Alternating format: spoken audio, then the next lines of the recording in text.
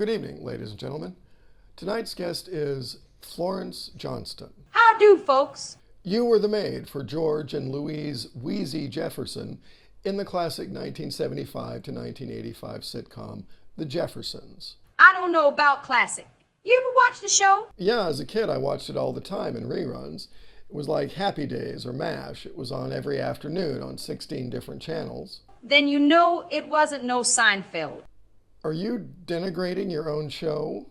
Isn't that my job? I'm beating you to the punch. Why you think shows back then had laugh tracks?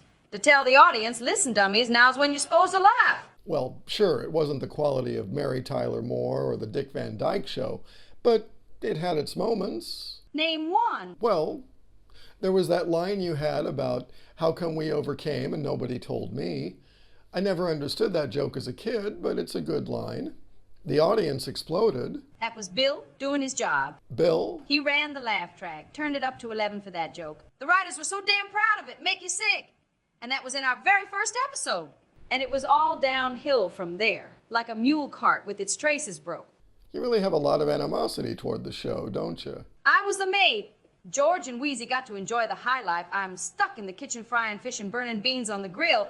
They go on and on about rampant inequality, and meanwhile I'm the black woman playing the god-darn maid. If I'm gonna be a god-darn maid, can't my employers at least be white? I gotta be held down by my own color? What a world, what a world!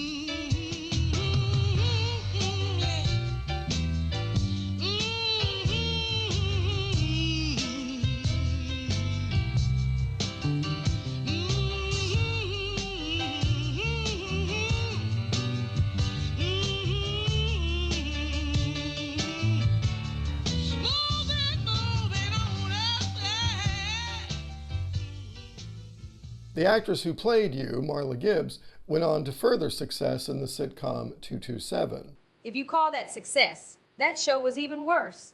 I know it's hard to wrap your head around, but it ain't no lie. My mother, the car, 227, which was worse? Toss a coin. You still in touch with her? She's still around, according to Wikipedia. I haven't spoken to her since July 2nd, 1985. Bad blood? She never once gave me credit. She never once mentioned my name in 10 years on that show unless it was written in the script. You're quite bitter about your entire showbiz experience, it seems. You damn right I'm bitter. You know where I live now? New York, I think. I live in the same damn apartment I worked in for 10 years. The apartment of George and Wheezy Jefferson, with that damn four-dimensional layout where the door to Mr. Bentley's place leads directly into my master bedroom. Mr. Bentley is still there? He died close to 20 years ago, but nobody can get into his apartment because they just end up in my master bedroom. But that's a happy ending, isn't it? You moved on up to the east side, to a deluxe apartment in the sky. Deluxe my ass. 50 years ago it was deluxe. Now it's run down, drugs in the hallways, gunshots every night, neighbors screaming about spiders in their veins. I swear to God, when I die and go to hell, I won't even know the difference. I'm sorry to hear that. Well, at least my life story provided you with a few happy childhood memories. Yeah. Yeah, they are happy. Hallelujah, thine the glory I done made a white boy smile.